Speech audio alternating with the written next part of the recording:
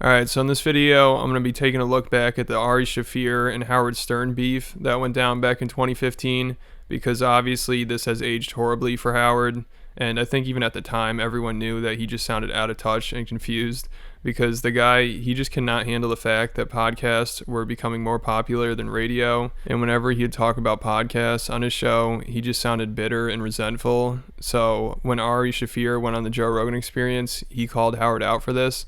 You're upset with Howard Stern because he said that shit about podcasting. That's the new thing I'm upset with Howard Stern over. It just shows what a fucking how much he's lost touch. Like, that's not the way you become a radio DJ. Stern, no one wants to become a radio DJ who's doing podcasts. That's not our end goal. He might be doing that, though. He's a very clever guy. He might be doing that just to get people to talk shit.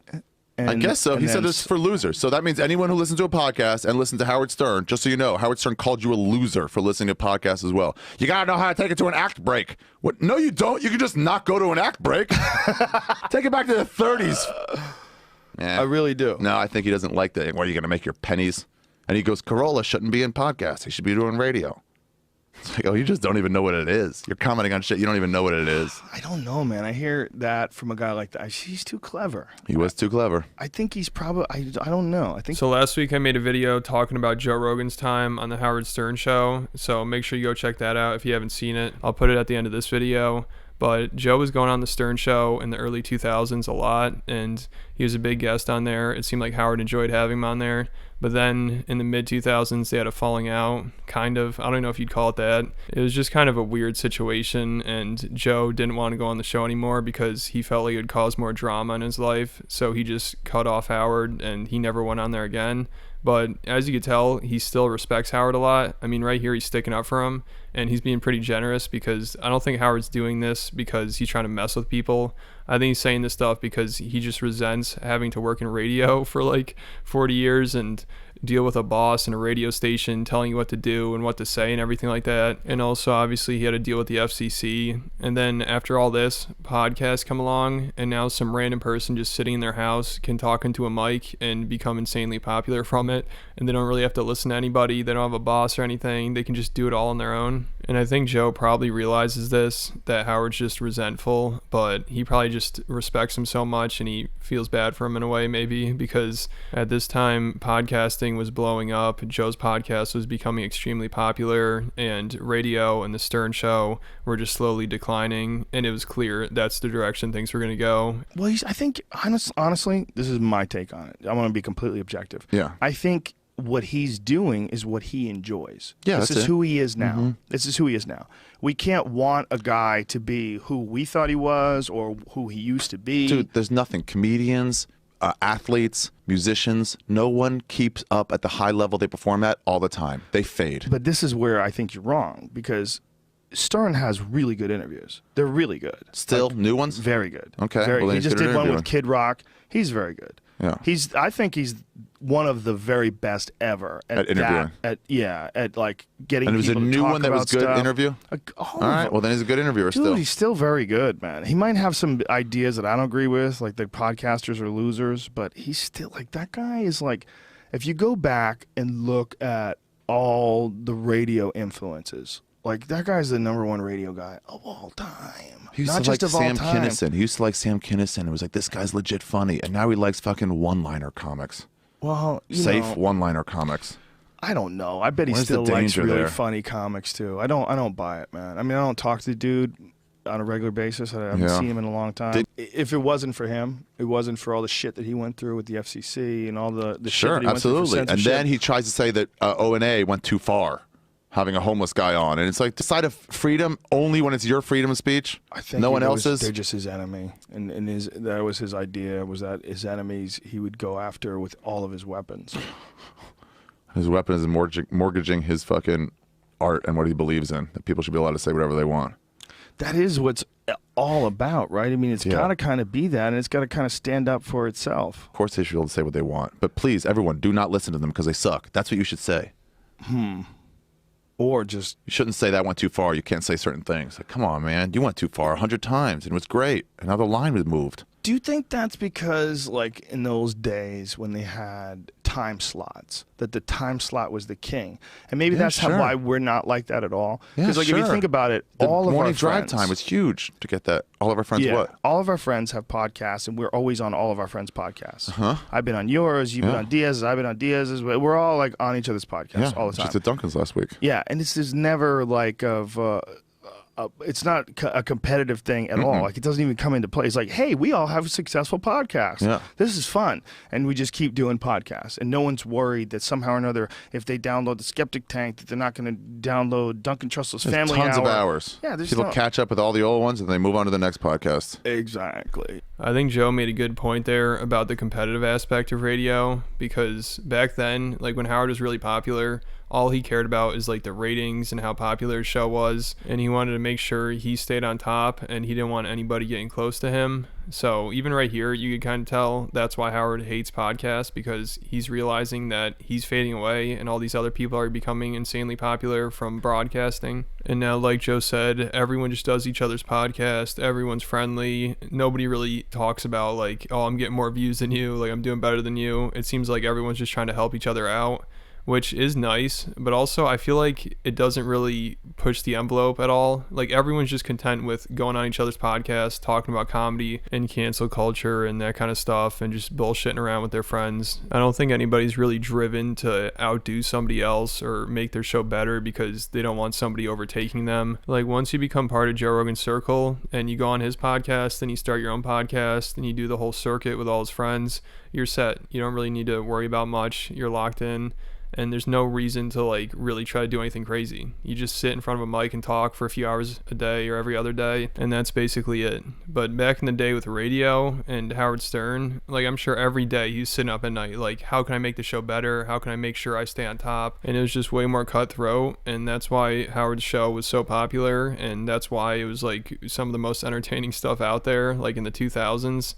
But then, obviously, like Joe and Ari were saying, you can't keep up that level forever, even though he did do it for a long time at a high level. And maybe his interviewing is still good, but I don't think people really care that much about that anymore. I mean, there's so many other people doing interviews. Like, just Joe Rogan, for example, he has on a guest for like 3 hours. Why would you need to go listen to him on Howard Stern after that? Like, maybe if Howard was still edgy and wasn't afraid to ask guests tough questions and put him in the hot seat, his show would be good. Like, people would pay attention to his interviews. But obviously he's older and he can't be doing that shit anymore. And at this point, I think he's just looking to coast and make new friends in Hollywood. Like, he'll get big guests on, but he just like talks about how great they are and he just kisses their ass for like an hour. All right, so now let's get into Howard Stern's response to all this. I got tape from Joe Rogan's podcast because he had a comedian on there who was bashing me the other night. Oh. I'll play that for you later. A guy I never heard of, who basically is angry with me because I said that podcasts are bullshit. And he, of course, misses the point. He's a 41-year-old comedian I've never heard of, nor has anyone else. And he's dicking around with some podcast, and he's hurt that I said that podcasts are no good. Podcasts are fine. You want to make a podcast, sit in your room and make a podcast. You want to make money and become a broadcaster and actually get a following. You've got to put yourself to the test. If you want to be a comedian, you could sit in your room and do your comedy into a microphone, or you could go to a club. Yeah, you could be the greatest comedian ever, only nobody would know it. Right. You got to go to a club, and I'm telling you, if you want to become a radio broadcaster and make a living at this and get a following, you've got to go on terrestrial radio, not even satellite. You got to go on terrestrial radio and wait for the ratings book to come out, and you'll find out if you're any good. Man, this is just embarrassing and almost sad, honestly. He's just grasping at straws here. He knows, I'm sure he's aware that podcasts are the new thing, but he just cannot give it up. Like, you really think there's no money to be made in podcasting? Like, you got to be so out of touch to think that. Even in 2015, it was very clear that podcasts were the new thing and the way to go, and radio was just becoming less and less relevant. He's, and Joe is nice. He was like, saying, hey, Howard's a great broadcaster. Why don't you listen to what he's saying? Or something like that, to that effect. But JD was playing me the tape. He's going to pull the tape for later. I almost hesitate to play it because you're going to make him known. I'll make the guy known. It'll be and the first his podcast will get some traction. And then he went through the traditional, Howard's old, and he, well, good, I'm old. Guess what? I've learned a few things in my life. If I had to make a career today and I made a podcast, nobody would know who I was. And that ain't being old, that's just the truth. You got to go to a market like Hartford, Connecticut, and beg someone to put you on the air, because don't think that's easy either. You got to go through 1 million auditions. But Riley has a podcast, and everybody's and his mother has a podcast, and none of them know how to broadcast. Yeah, instead of Ari going on the Joe Rogan Experience, he should have went to Hartford, Connecticut to start a radio career. That would have been a lot better. See, I just think Howard hates the fact that literally anybody could broadcast now, because back in the day, you would have to work for somebody else to even get the opportunity to broadcast. And then once you're on the air, you needed to work hard to get good ratings and make sure people are listening to you so you could keep that position. But I think both of these, podcasting and radio, both have their pros and cons. Like, obviously, podcasting is a lot more popular right now. But podcasting, if you're just going to start a podcast with no built-in audience, it's like almost impossible to make it. Like, there's so many podcasts. You need to have something really unique. But if you get into a career in radio, once you make it on the air, there's already a built-in audience that's listening to the station. So you already have people listening to you right away. And you're probably at least getting paid something, a little bit maybe. But with podcasting, I mean, to make money doing a podcast is really hard. And if you're somebody that is just like, all right, I'm going to become a podcaster, and you have nowhere to promote it or anything, good luck with that. The only way you will... that's like a stand-up comedian sitting in his room the rest of his life doing stand-up comedy. How come he doesn't do that? He would tell a young kid... What would you tell a young kid who wanted to be in comedy? Would you tell him to sit and do a podcast, or would you tell him to go to a comedy club? You tell them to go to a goddamn comedy club, because then a live audience will sit there and they will be your harshest critic. And if you can make them laugh, you're a comedian. And if you can't, you're nothing. And if you sit in your room and do a podcast, you're pretending to be a broadcaster. Take the podcast and throw it out the window. The guy's crying, Howard is old. He doesn't know the business. He's just old. Yeah, I'm old. So what? You're going to be old, too. In fact, you're 41 and no one's heard of you. That's not that young. When I was 41, I was super famous. I was already I'd written books and made a movie of my life. I mean, you're 41 and you're on Joe's podcast and no one knows who you are and no one's going to hear you. And he's like, Howard's old. Yeah, guess what? So are you. You're 41, and no one knows your name, and you've been at it. You give it up. I guess he does stand-up on a podcast, and then he doesn't have to go to the clubs, because that's the way to make a living in stand-up. But the question is, why does he care about your opinion? Because... if everything's working for him in podcasting... Yeah. And then he went on to say that AGT is a bullshit show. Dude, what show are you on besides your podcast?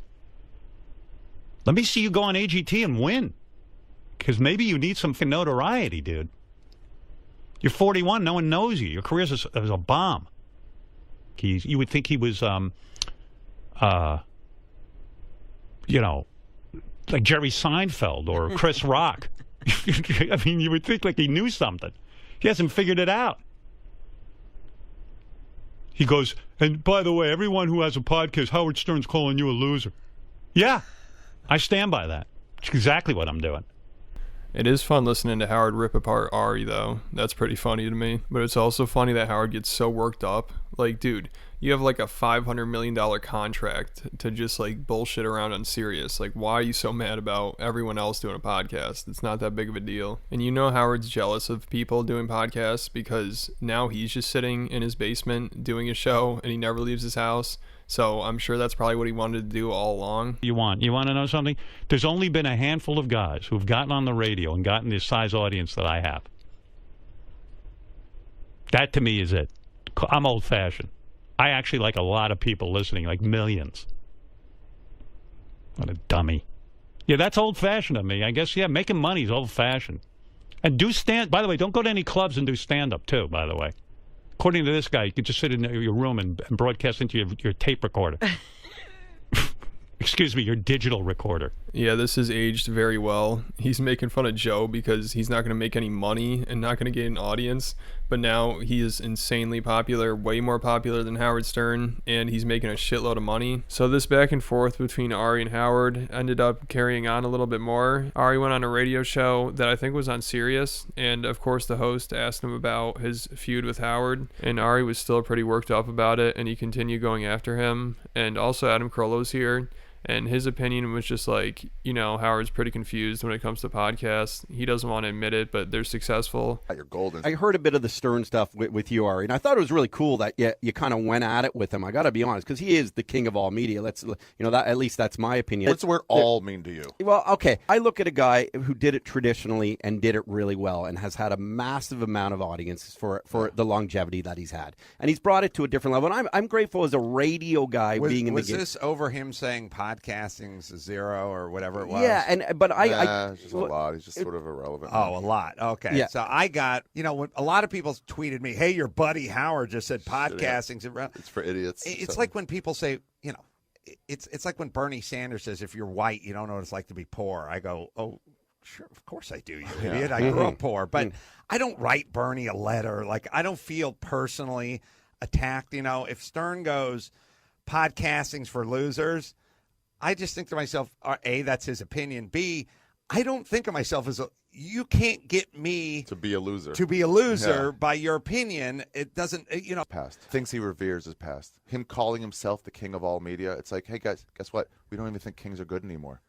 The bragging about the money is like that comes from an 80s time when you only cared about money. But now people care about friendship and going on walks in the woods. The stuff you care about is no longer relevant. Bob Newhart can have his fans that are 70 years old. That doesn't mean they're relevant. And he goes, I make more money than you. It's like, you know who else does?